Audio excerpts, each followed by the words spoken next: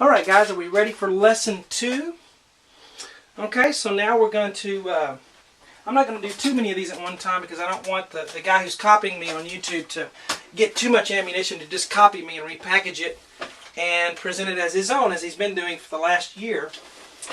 So we'll get a few of these and then go a little more. But we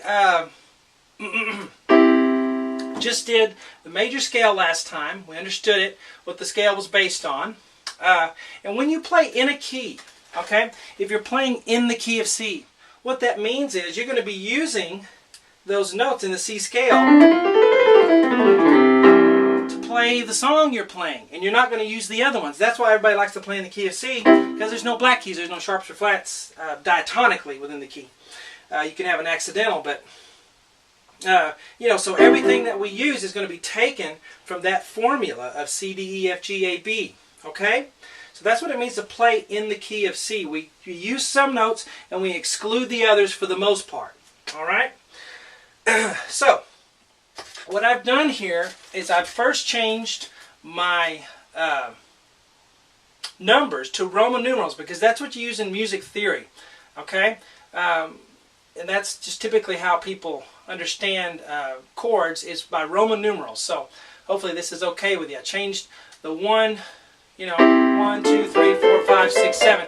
Notice the bottom note here is the scale, the C scale. Because we're going to build a chord on each root note. Okay, now you know the root of a tree. Okay, I meant to draw a tree. I forgot to do that, so I'm going to do that here.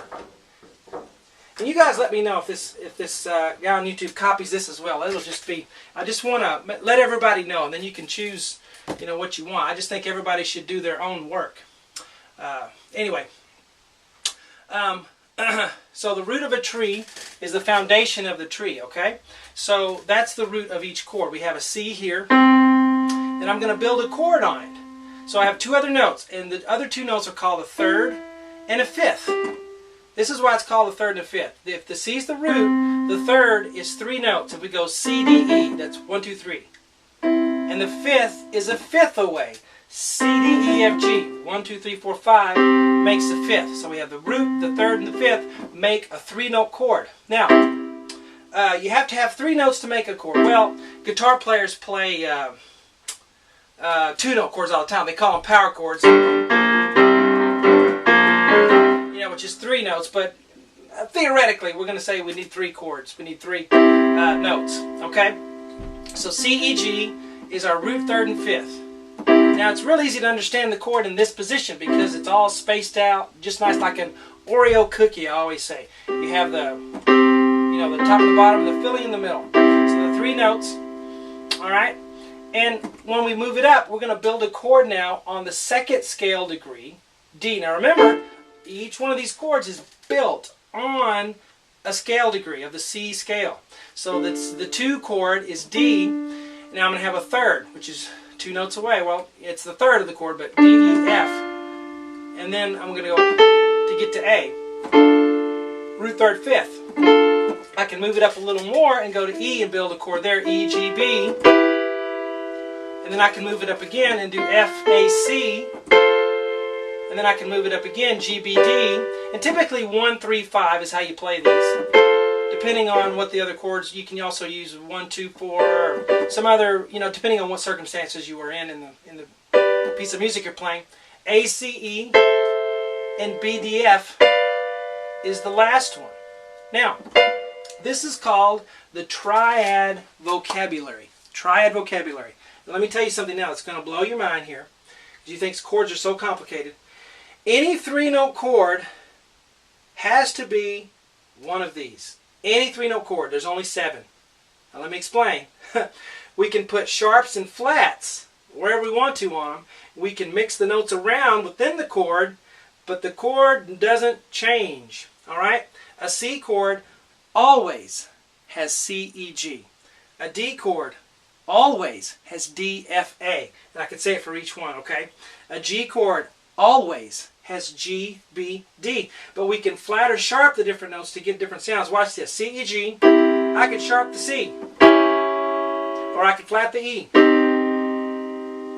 Or I could sharp the C and flat the E. Or I could sharp the G. All the different combinations I want to do. But the letters do not change. They always stay the same. So hold on to these letters. This is called the triad vocabulary. Okay?